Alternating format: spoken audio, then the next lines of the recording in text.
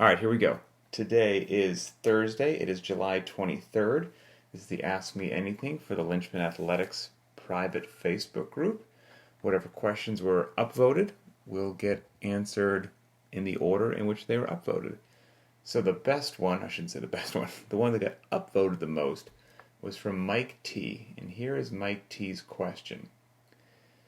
Pat, in almost every podcast interview I have listened to with you, you always reference the goldmine of info that the old CrossFit Journal articles have available. My question is this. Aside from the Level 1 course handbook and What is Fitness, do you have a top 5 to 10 must-reads from the archive? Then he also very kindly says, I've now just crossed the 2-month threshold and love the programming, your insights, and this community. Thanks for everything. So very cool. Well, Mike, welcome. And yes, when I saw this question, I was like, oh, I need to get up early today and just start digging through the journals because, the top 5 or 10 off the top of my head, that would take a fair amount of research. And then, I must admit, somebody absolutely saved my bacon with something that I totally forgot even existed. And that is Tony Clark swooped in like Superman and said there are 2 articles called The Glassman Chipper, Part 1, and The Glassman Chipper, Part 2. And basically what those are is this wonderful reading list to get you through some of the most essential and informative articles from the old CrossFit journals, and you are good to go. So that's what I would do. Just go to Google and type in exactly that, The Glassman Chipper, and it will give you the first reading list, and then The Glassman Chipper Part 2, and it will give you the second reading list. And I looked over those 2 reading lists today, and they are absolutely jam-packed with gems. It's a lot more than 5 to 10 articles, I'll tell you that. It is a knowledge base that will serve you well and will keep you busy for a while with some reading. And I'm a huge fan of educated athletes. There's just a tremendous amount of questions and things that pop up that I know exist in those journal articles, but just people haven't read them. And that's not an insult or a strike against them. Life's busy. Most people don't have time to just pour through those old CrossFit Journal articles. But if you do and you use those 2 reading lists, your knowledge base of why we do things, how we do things, the intent behind things, it will just absolutely skyrocket. And having that increased knowledge between your ears will without a doubt have a massive positive impact on what you do in the gym and your lifelong health and fitness. So I highly encourage everyone to go to those 2 reading lists and just have a blast. It could actually be really cool. Now I'm getting an idea. Yes, I've had an idea. Maybe I can use those 2 reading lists and we'll actually have an article of the week or something posted in the Linchpin private track. I'm going to write that down. Maybe that's I can't promise it. The to-do list always grows. It never gets smaller. But that might be a good way to do it. Okay. Yeah, maybe an article of the week. That'll keep us busy for about a year. So, Mike, fantastic question. And Tony Clark, thanks for swooping in there with the answer.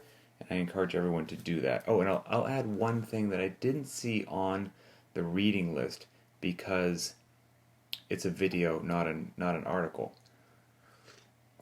One of my favorite all-time old-school CrossFit seminar videos is called The Productive Application of Force. So write in Productive Application of Force, CrossFit, Glassman, or something like that. And it's Greg way back in the day. I mean, it looks like it was filmed like the Blair Witch Project. The audio's not great. The video's not great.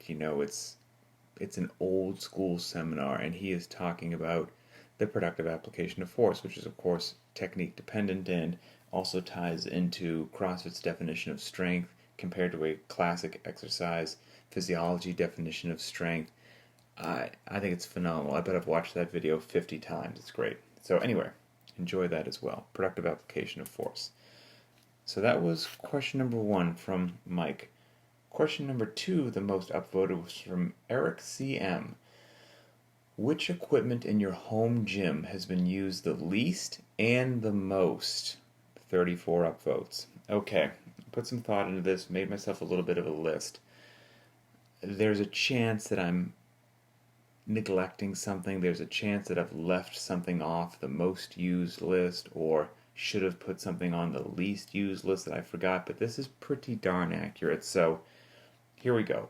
Most used gear in my garage gym: barbell, bumper plates, GHD, and I use the GHD, I've said this before, I know it's a large, awkward piece of gear that takes up about 1.5 acres of real estate, and it's not cheap. But I do the hip and back extensions at least 3 times a week, and I give that movement a tremendous amount of credit for my back health and back strength. And so the GHD gets used constantly for me, even if it's not for GHD sit-ups, so those hip and back extensions.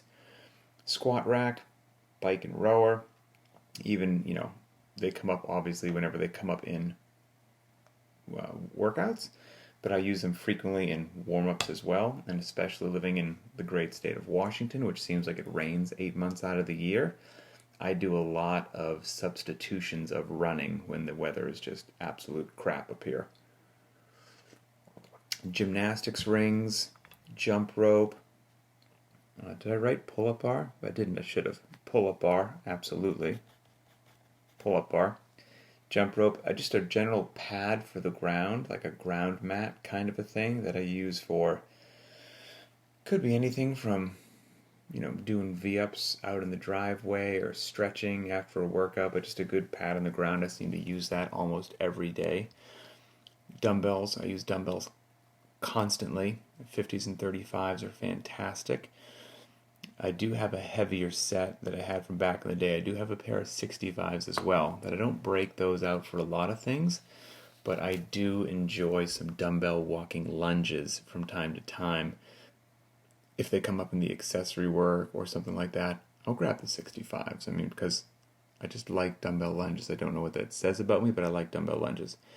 A measuring wheel I seem to use frequently, and it's just, it's got a handle, a couple wheels at the bottom, and it just tells you how many feet have gone by. I seem to use that measuring wheel more than I would think, because I have a 400 course marked out, an 800 course marked out at my home, but it seems like if I'm doing 200-meter shuttle runs or this or that or the other thing, or death by 10-meter shuttle, it just seems like I'm, the wife's doing a handstand walk. It just seems like that measuring wheel is very handy and gets used frequently.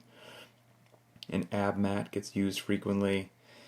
And then PVC pipe, as odd as that answer might be, but I use it a lot for just stretching and shoulder pass-throughs, things like that. A green band, the different colored bands. I got a green band from Rogue, and that green band is just thrown over the pull-up bar, kind of girth hitched over the pull-up bar, and that's used for helping stretch out my shoulders and getting into a better front rack position, things like that. It seems like I use the green band a lot. And then I would say the last couple of things are just sandbags and D-balls. And we've said this before, which is if you have sandbags or D-balls, even if they're not programmed regularly, that should not have anyone think that don't think that they're not programmed regularly because they're not incredibly awesome, valuable, effective, and fun. They're not programmed regularly because if I walked into most people's gyms, they don't have a complement of sandbags and D-balls around, but most people do have barbells and dumbbells. So if you want to be as inclusive as possible, it makes more sense to program barbells and dumbbells. However, and I've said this before in a previous podcast, if you are fortunate enough to have sandbags, D-balls, things like that, any time that you can replace a barbell in a workout with a sandbag or a D-ball, you should 100% feel authorized to do that. Obviously, as long as you're safely, you safely and capably can do that. But power cleans. You want to bear hug it and do front squats. You want to do squat cleans. You want to do ground to shoulder. If you have the strength and the flexibility to, hold a D-ball or sandbag over your head locked out, you could do grace or something like that. So anything that comes up, if you have a sandbag or D-ball, use them for sure. They're fantastic. And I do that every now and then, and they're fun. They're great, and they can get you out of, a rut working out if you're sick of just grabbing barbells and dumbbells day after day. So I think and for the sandbags and the D-balls, I've got 100-pounders and 150s. I've got some other weights as well, but the hundreds and the 150s are what are used most frequently. And I will tell you, the 100 gets used more frequently than the 150. The 150 is something that I would put in for a definite heavy bias day, a heavy day at a high heart rate, or just a flat out strength day, a heavy day, because that 150 is no joke. I'll tell you that. It's not something that I'm going to move so quickly in a workout that it's going to seem like a very high intensity sort of a workout. If I think of something like, maybe let's talk about a power clean Elizabeth. So Elizabeth 21-15-9, of a clean and a ring dip. And you can do Elizabeth with a squat clean or a power clean. We've done both. But let's just say you're going to do it with a power clean. It's traditionally 135 for the men, 95 pounds for the women. So there's a 135 barbell, okay? And now if I'm going to replace it with a sandbag, so I'm going to replace a 135 power clean, and I'm looking at a 100-pound sandbag and a 150-pound sandbag. Some very simple math would say, well, the 150 sandbag is closer to the 135-pound barbell. It's only a difference of 15 pounds. The 100-pound sandbag is a difference of 35 pounds. One's 35 pounds lighter, one's 15 pounds heavier. It must make sense to grab the 150 for Elizabeth, right? Negative. Absolutely not. That would, don't get me wrong, it would still be a wonderful functional movement, but you would better simulate a 135 barbell power clean in something like Elizabeth by grabbing a 100-pound sandbag for most normal human beings than a 150-pound sandbag. That 150 is a bear. So now that may vary by athlete, but just something to think about. Okay. Pieces of gear in my garage gym that get used the least. Some of these pain me to say, but I enjoy truth and transparency, so here we go. I have a yoke. The yoke doesn't get used frequently. And that's actually sad, because yokes are fantastic head-to-toe strength builders. I'm getting nostalgic as I even just read this. The yoke, you could make an argument that for most human beings, you are going to be able to subject your body to the heaviest loading possible through a yoke. You will most likely be able to have more weight on that yoke than you can back squat, and more weight on that yoke than you can deadlift. So it's a very unique and potent tool. And I have one, and it's awesome. It's sitting in my garage. And the problem is, the garage is packed with all kinds of other crap, right? Because I live a real life with a family and kids' bikes and boxes and stuff. And so the yoke is kind of, since it's another big awkward piece of gear, it had to be nestled in somewhere, and then stuff got stacked around it because it takes up a lot of room. And so we have to use the room in our garage effectively. And so for me to get the yoke out, it's not just a simple thing. I gotta take 15 other things out and then get the yoke out, load the yoke, use the yoke, put the yoke back, load the 15 other things into my garage. And sadly, the yoke collects some dust. But yokes are fantastic. Prowler is another one. Prowlers are so much fun. Prowlers are butchers. They're just actually, they're really hard and they're effective and beneficial, but they're also fun. Put some weight on that thing and just grind against it and just move it. I really enjoy it. Prowlers are fantastic. But again, with life and kids and bikes and boxes and gear, the Prowler can't just stay assembled just waiting for me to throw weight on, so the posts come out of it it gets put up on its end, so it's standing straight up. It gets slid in between some things where it can just fit. And I do break the prowler out every now and then to have some fun because I enjoy it, but it certainly doesn't get used as much as it would if I just had unfettered, easy access to it anytime that I wanted. Same with the yoke. It's just one of those real life things. So those things get used infrequently, not because there's anything wrong with them for gear, just because of life and convenience. I've got a couple super heavy sandbags that came my way when I was testing some workouts for the CrossFit Games, Masters, and Teens that I was programming for years ago. So I've got a 100-pound sandbag, 150, and I use those two regularly. Then I have a 200-pound sandbag and a 250-pound sandbag. The 200-pound sandbag and the 250-pound sandbag just collect dust. I'll grab, if I'm bored and creative every now and then, I'll grab the 200. Oh, I just thought of another big piece of gear I have that sits around. I'll grab the 200 and just grab it and stand up with it and just hold it for a while and set it down. But I don't do it that frequently because I just, again, got other stuff to do. Life gets busy. And so the 200 and the 250, they sit around a lot. Axle bar. I got an axle bar. I don't use it that frequently. It's great, grip builder, a little bit of variance, but of course you could go your whole life, never have an axle bar and be perfectly fit, so I just don't break out the axle bar that frequently.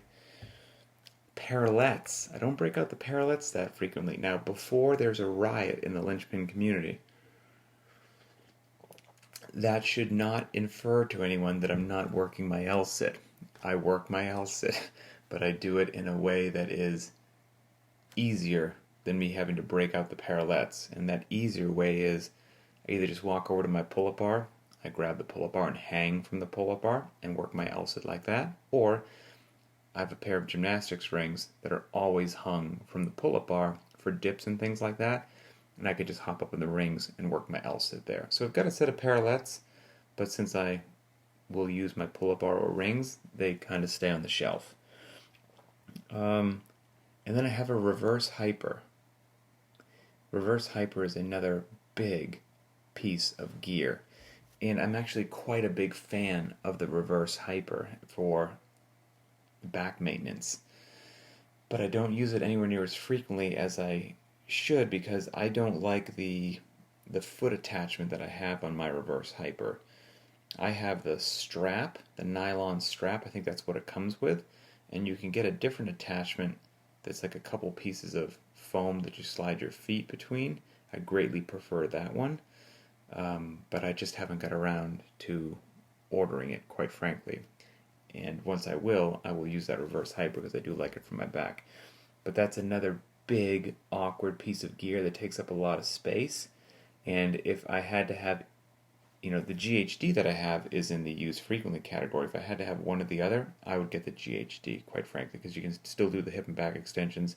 You can do tremendous things for your low back. You can do glute ham raises. You can do your GHD sit-ups. You can do some Supermans. I mean, you can do all kinds of stuff on it. But again, that's what I do use and don't use that frequently.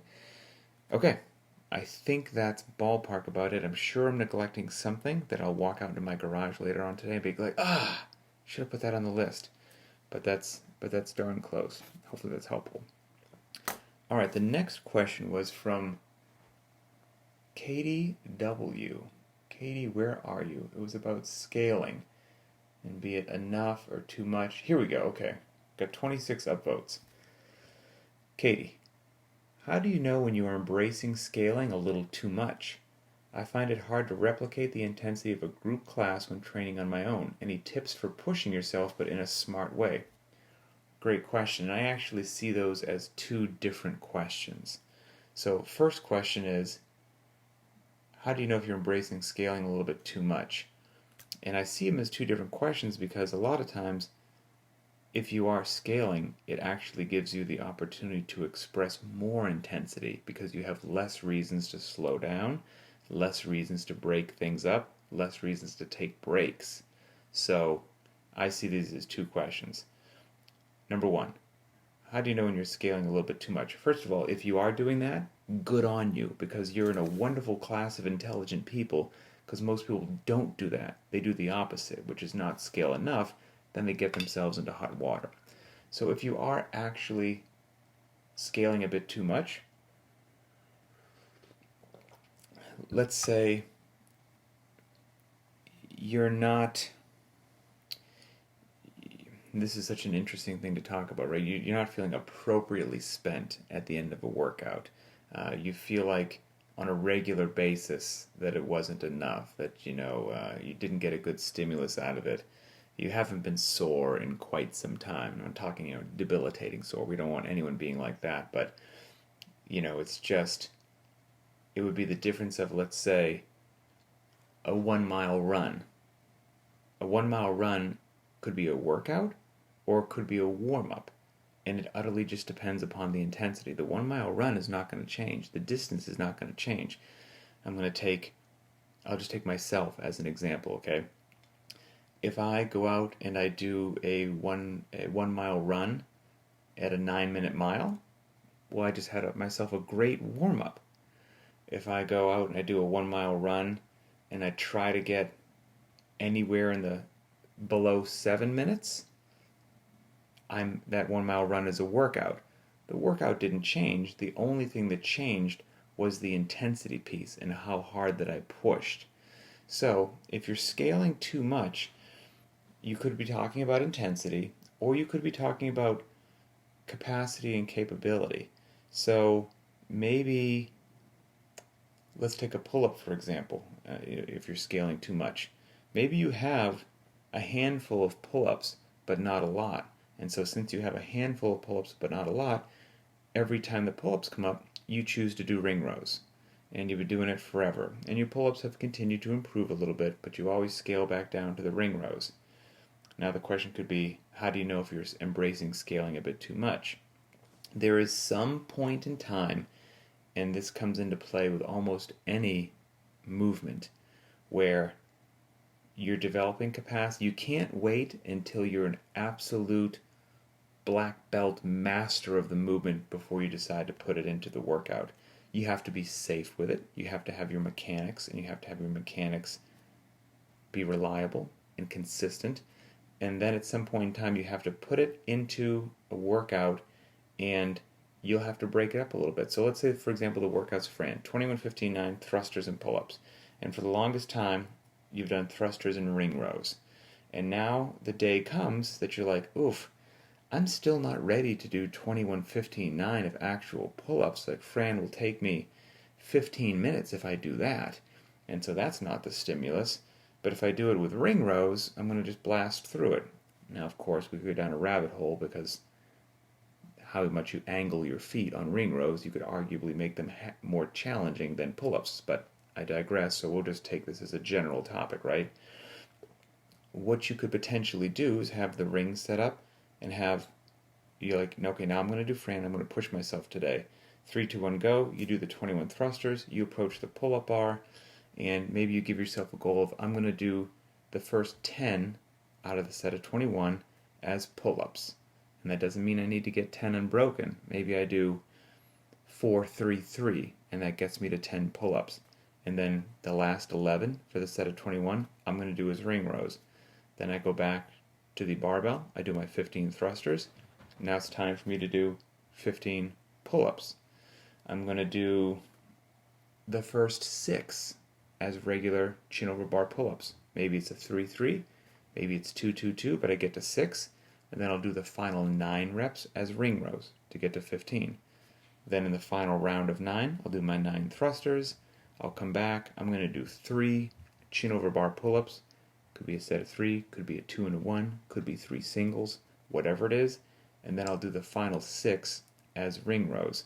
And that way you're starting to work in the movement that you potentially thought you were embracing scaling a bit too much into the daily workout, but you're doing it in an intelligent and smart way that is not going to kill your intensity and not going to kill your motivation, but it will allow you to start feeling that movement in the workout and start developing just more strength and capacity, because now you're not just building it on the side, but you're putting it into a mixed modality workout. And you could play that same game with almost any movement, loading, rep range, etc., which is why scaling is a very infinite thing. Second part of Katie's question is any tips for pushing yourself if you're working out alone. This is an interesting one to me. I work out alone constantly. I actually prefer it. I don't know why that is. I just like knowing that my garage is there, open 24 hours a day, and at any bizarre time in my daily schedule that it works, I can pop in there and work out. And for me, working out, don't get me wrong, if I work out with a buddy or two, it can be a fun and enjoyable experience, but after so many years of working out by myself, I no longer mind it, and I actually enjoy that hour of peace. I don't know if it's crazy to call a workout peace, but that hour of peace during the day where it's just me, it's just my daily task of whatever the workout is, and I take my time to warm up properly and modify the workout in a way that makes sense for me, and then I attack it based upon how I feel that day. And that's easier to do for some human beings. It's easier to do for me without external peer pressure, because maybe if you had a group of buddies, you might make a bad decision based upon loading. Maybe you go a little heavier than you should, or maybe you do something that you shouldn't, or maybe you feel like you just needed to go moderate today because you haven't slept well the last few days, but everyone's there, so you rev it up and you go for broke, and then you pay the man for that for the next couple of days. So again, peer pressure can be a wonderful thing, and there can be some negative effects to it as well. So for me personally, I like that hour just being able to focus on myself and to make sure that I'm doing the best thing possible for me. But if you are looking for some tips and tricks to maybe help bump up that intensity because you are working out by yourself, one of the greatest things to do, on the Beyond the Whiteboard app, you can track your data, right? So if you can track your data and you know this is a repeat workout, a benchmark workout, I know where I was last time, you can try to chase that time and beat that time. Maybe you write that time on the board, you see the clock, you kind of know where you should be at each round, and you can kind of give yourself a rabbit to chase, which could be wonderful. And that's, you're not going to PR every time that you do that, but it's a good metric to use to give yourself some guidelines to keep yourself on track, keep yourself on a certain pace. You could get yourself a workout buddy, either that checks in via text to make sure that you're staying on track and motivated, via phone call, or even if somebody else is in their garage or their apartment halfway across the world, work out at the same time, click on FaceTime, and go for it. And 3, 2, 1, go, both doing the same workout, and you can chase each other and motivate each other, and one can try to beat the other one, and you can have some fun there, even at a distance. You could also set big goals or small goals during the workout and kind of track them, such as, let's say, whatever the workout happened to be, maybe you're going to give yourself, maybe you know that you generally lose a bunch of time during transitions, right? Maybe it's on Helen, and you know that you come in from the 400-meter run, and you have a tendency to stare at the kettlebell for 30 seconds before you pick it up. And then once you finish the kettlebell swings and you put them down, you have a tendency to stare at the barbell for 15 or 20 seconds, the pull-up bar, before you hop up there and do your pull-ups. So maybe you're going to give yourself some mini goals, such as, when I come in from the run, I'm going to allow myself no more than 3 breaths. And when after 3 breaths, 1, 2, and 3, I'm going to grab that kettlebell. You'll do the swings, if you do them unbroken, you break them up, whatever, do the swings in whatever intelligent way makes sense. And then you tell yourself, once I set that bell down, I'm going to give myself 3 breaths, and then I'm going to grab that pull-up bar. And if you're not quite recovered, maybe you needed 3 more breaths, well, that just means you'll get a few less reps. When you grab the pull-up bar, you'll come down, you'll hop back up there again, you'll get the rest of them, but you'll have tried something new to keep yourself on a pace, you'll learn something about yourself, and you'll have a good time doing it, I hope. And so there are little strategies that you can do, um, little games that you can play to help keep yourself motivated and keep yourself on track. So hopefully some of those help. And the other thing that I would say is, with nobody else around, if you're working out solo by yourself, you're saying that you don't feel like you're pushing yourself, but you might be, because you don't have another person there. You might be doing better than you even realize that you are. So you have to give yourself a little bit of credit. Okay, let's see. Matthew Barber had the next question. Got 16 upvotes. And this, I'm dovetailing this with a question from Jesse H., who asked it later, because they're both kind of asking the same deal. And so Matthew's question is, what was the decision point for just doing strictly online programming / coaching over opening a facility? Will there be a facility in the future? Pardon me, excellent question. So the short answer is, there was no game plan. There was no game plan whatsoever. How Linchpin came around was, Linchpin started in 2014, so it's been 6 years.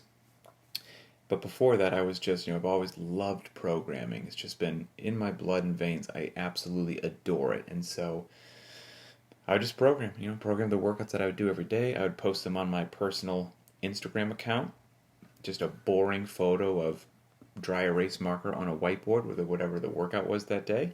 And people must have liked the workouts because a decent following happened and more people were doing them and sharing them. And so I was always just doing that. I was always programming even before Linchpin existed, just for myself. And then I had some friends who were like, look, you love programming, you're doing this anyway. Why not just, start an affiliate? I was like, I don't have time, to run classes every day. I've got a full time. I just can't do it. I just can't do it. And they're like, well, you could affiliate your garage, be a true, fully fledged, legal CrossFit affiliate, and just these workouts that you're posting on your Instagram page, now that you'll have an affiliate your garage, post them through your affiliate. And that way you just, who knows what will happen with it. You might do something with it, you might not do something. One day you might expand the facility, you may never, you just might keep it a garage gym for the rest of your life, but people enjoy the workout, so why not? And I was like, can't argue with that. So in 2014, I affiliated my garage and started posting the Linchpin workouts there, created a website and Instagram account, the whole 9 yards, and just started doing what I was doing on my my personal Instagram account on Linchpin. And just didn't know where it was going to go. Didn't know if I would open, a big facility and hire a bunch of trainers and do all that, or if I would just keep posting these workouts on the internet that people seem to enjoy. And, that's what I started, so that's what I kept doing. And it just grew and grew, and as it grew on its own, very grassroots, I wasn't trying to do anything, quite frankly. I was just programming workouts that I knew were brutally elegant and beautiful and simple and effective and enjoyable. People started being like, love the workouts, they're fantastic. What should I do for a warm-up? And, everyone's time is valuable, right? On top of everything else that I have going on, I couldn't just answer 75 to several hundred individual questions every day about, what should I do for a warm-up? Hey, if I can't do that, how should I scale this? If I don't have a run, what should I do on the bike? What would you recommend for a cool down? If I want to do, fill in the blank, just the hundreds that turned into just, over the course of months and years, thousands of questions, all roughly the same. Either interested in warm-ups, cool downs, accessory pieces, scaling, limited equipment, no equipment, goal times, etc., etc., etc. So there was an undeniable desire for that information, and it takes a lot of time and effort and work to create all that, for every week of programming, and to do it properly and intelligently and appropriately and in a way that makes sense to the athlete. And so the private track was kind of just born from that need that arose, that I didn't create the need. I was answering the call, so to speak. And that was the very humble beginnings, quite frankly, of the private track. I say, hey, here are these workouts. If you love them, fantastic. And if you have a hunger and a desire for all this additional information, well, here's how you can do it. And you can, join the Linchpin community. And then I can't remember when we started the private Facebook group, which I was very reluctant to for the longest time because I just don't think Facebook's that great. I think it's usually a festering dumpster fire of negativity and politics and ego and just craziness. And I didn't want anything to do with it. I wanted to keep Linchpin beautiful and positive and supportive, and in my mind that didn't equal Facebook. And then, one of our members, Nick, made a strong push for why we should have a Facebook page, and you can always try it and see what happens. And so I drug my feet for a while, and we reluctantly eventually started the Facebook page, and it's been phenomenal. And Linchpin, the community and the interaction, I mean, what we have going on in our private Facebook group is insane. It's probably what everyone hoped Facebook would be. It is wonderful, supportive people from around the world with no egos, no attitudes, no nothing, just supporting each other, sharing stories, giving advice, and being awesome. So, all of this started, I didn't have grand plans for Linchpin when all of this started. I was just somebody that had been fortunate enough and lucky enough to be exposed through a very broad depth of knowledge and experiences in CrossFit through my occupation. Loved programming. Just started sharing workouts because I was going to be working out every day and I loved what I did. And people latched onto it, and Linchpin kind of grew from there. But it was never, I didn't sit down and sketch it all out. It's been an amazing, incredible journey. And so the other thing, so my garage is an affiliate. And now the question is, will there be a big facility in the future? I don't know. I don't know what the future holds. But that's the humble beginnings to what has turned into something just, it has exceeded my wildest dreams. And it has Linchpin has given me a sense of fulfillment that I didn't see coming either. Like, it is my honor.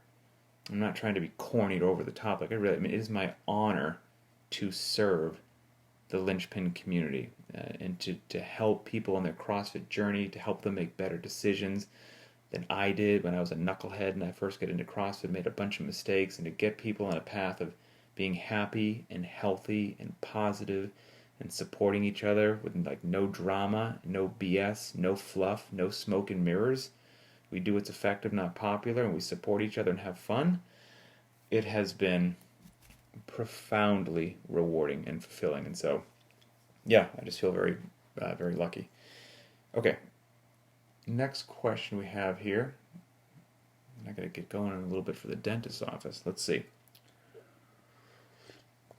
From Chris L. Top 5 personal development books. It's got 10 up likes. I can't say that these are my top 5, but I'll just say they're very good ones, and ones that I enjoyed very much. There may be some that I'm forgetting off the list, but these have treated me very well, and I will encourage my boys to read them one day. And I don't know if all of them fall into personal development books. I don't know if that moniker is accurate. Some of them are just nonfiction books, but through reading the book, I found them beneficial for personal development just because I personally thought there was no way you couldn't be inspired, changed, moved, or enlightened by the story if you were, paying attention to it and taking it in and not have that story in some way, shape, or form influence your actions and mold you a bit as a human being. So, okay, here we go. Endurance, Shackleton's Incredible Journey, whatever it's called. It's a fantastic book, nonfiction. Man's Search for Meaning. I would highly recommend that one.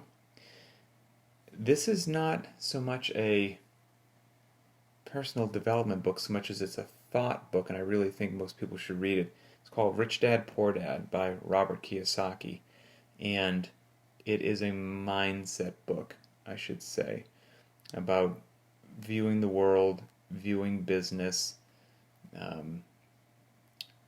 It's just I think it's almost a must read. So Rich Dad Poor Dad by Robert Kiyosaki, How to Win Friends and Influence People by Dale Carnegie, which that title, I guess it works. I mean, it's a bestseller, so I shouldn't critique it.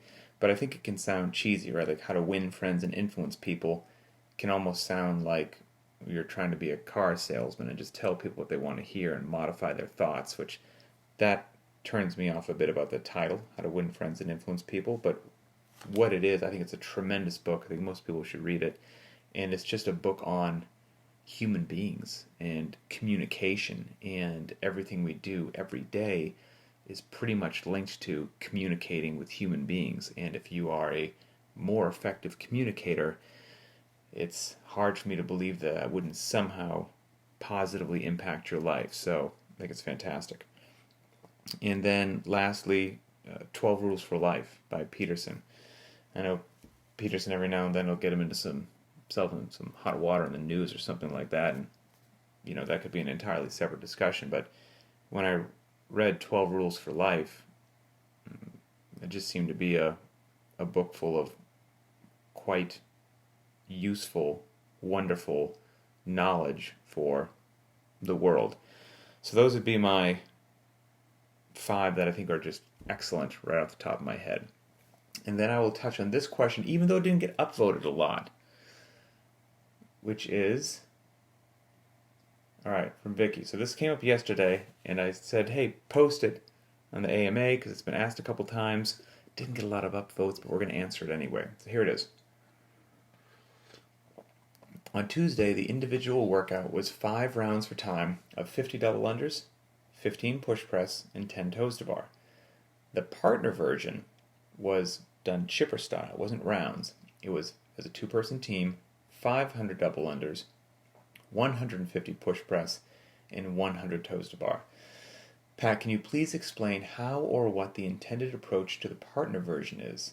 Can and should it be broken up by movement? My thought for a partner version of this workout would be partner A does a round, just like the individual. Partner A does 50 double unders, 15 push press, 10 toes to bar, and then rests while partner B does a round, etc., etc. Intensity is higher due to the work rest, but that's not the way it's written. Can you expand and explain your thought process, etc., etc.? Okay, good. So, great question. When we do partner workouts, try to do them once a week, and there's a few ways that they may go down. They may go down just as this one did, where the individual workout was 5 rounds for time, but the partner workout was done chipper style with big chunks of work. And sometimes we do the other part that Vicky's saying, which is we will have partner A do a round and then rest, while partner B does a round and then rest, etc., etc. And I try to make the decision as to which one we do, or if we do something a little bit different, based upon whether or not I think the intensity will be maintained. So I actually disagree, respectfully, with Vicky's sentiment on this, that if we did it in partner A doing a round and partner B doing a round, that the intensity would be higher. I specifically didn't think that the intensity would be higher, and that's why I didn't do that. So for this workout, if a round, of 50 double unders, 15 push press, 10 toes to bar, 5 rounds, we had people doing it everywhere from blazing fast, 7 minutes and change, to 12 to 14 minutes, kind of everywhere around there. So let's go right down the middle at 10 minutes. And so if we go right down the middle at 10 minutes, that means each round is taking about 2 minutes, because it's a 5-round workout. It took 10 minutes. Each round takes about 2 minutes. And so if we did the partner A does a round, partner B does a round, partner A is going to do 50 double unders, 15 relatively light push press, right? 75 pounds for men, 55 for women. So partner A does 50 dubs, 15 push press, and 10 toes to bar. Even if you blitz that real fast, Then if the partner goes and it takes 2 minutes, the 2 minutes rest is almost, in my opinion, for that workload, the 50 dubs, 15 push press, and 10 toes to bar, too much rest. You could have gone sooner. And so on this particular workout, in my mind, going back and forth as a partner A, partner B sort of thing actually would have diminished the intensity a little bit, because one round by itself is not enough of a dose. So for this workout, I took what the total work for individual A would have been. So 5 rounds of 50 double unders would be, each person would do 250 double unders. There's 15 push presses per round, so that's 75 total in the workout. And there's 10 toes to bar, 5 rounds, so there's 50 in the workout for one person. So now as a 2-person team, I doubled the workload and said, as a 2-person team, you have to do 500 double unders, and then once those are done, you have to do 150 push press, and then once those are done, 100 toes to bar. So 3, 2, 1, go.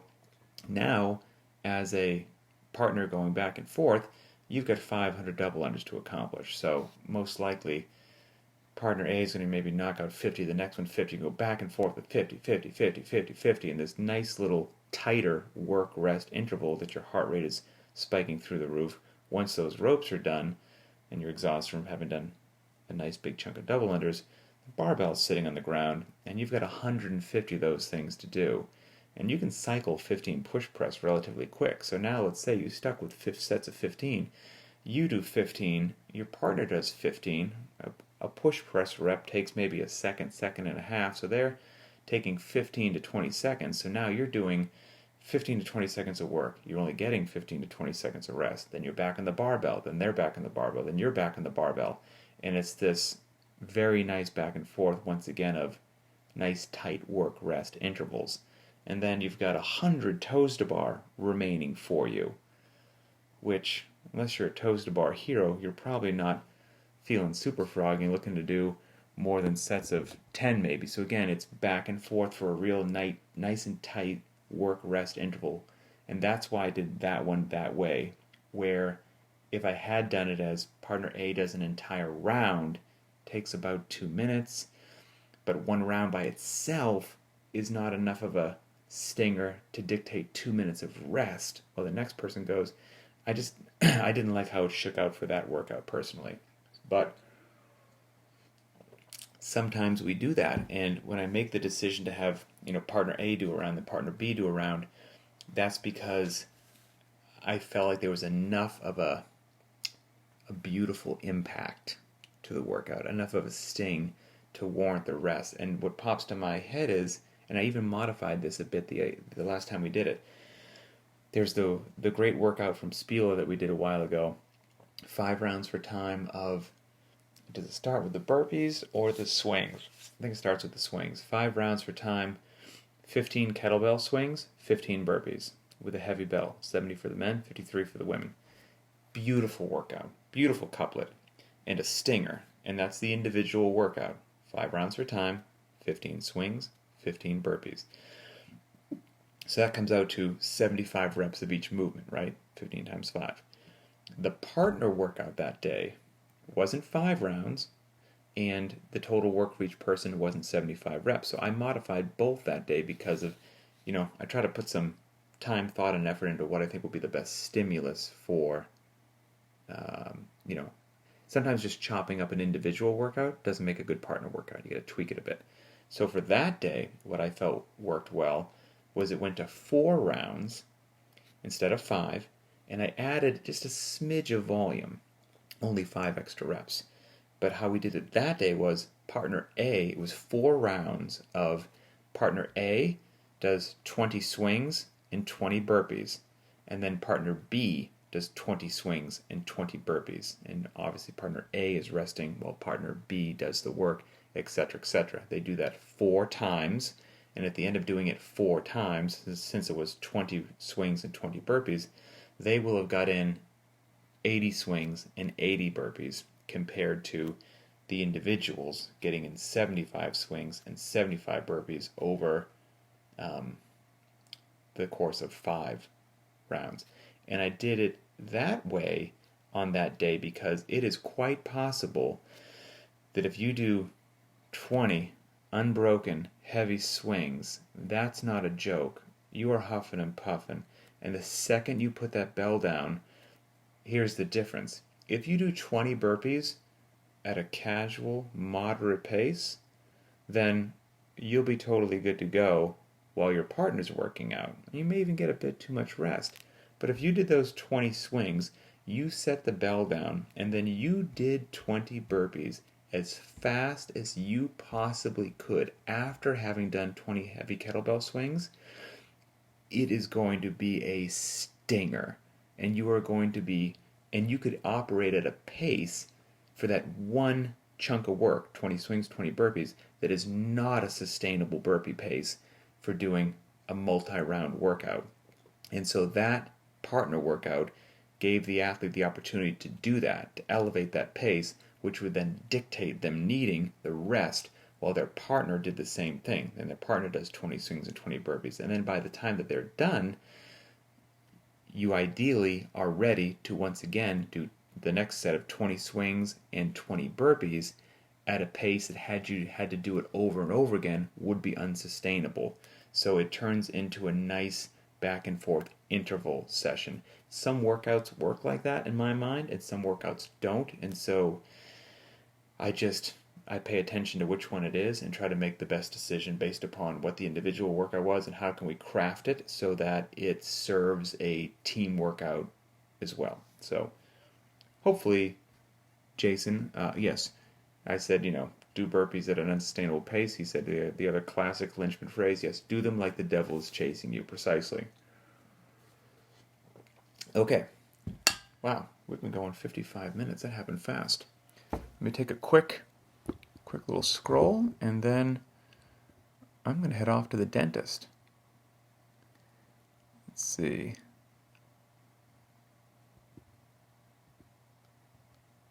Okay. All right, I think that we are good. I'm going to go make my dentist sad because I have not been flossing anywhere near as frequently as I should, so I'll probably receive a stern talking to. And that's it. Oh, Bob, good. All right, I'm glad that you heard the question and answer there. All good. And somebody remind me about the article of the week, because I'll probably forget, but I like that. I think it's a great thing to do. Enjoy your rest day. I absolutely adore these AMAs. They're extremely fun. The questions that you all come up with are fantastic. And anything that we can do to make Linchpin just a sharp, intelligent community it benefits everybody. It benefits everybody, end of story. So have a great day, and we'll talk soon.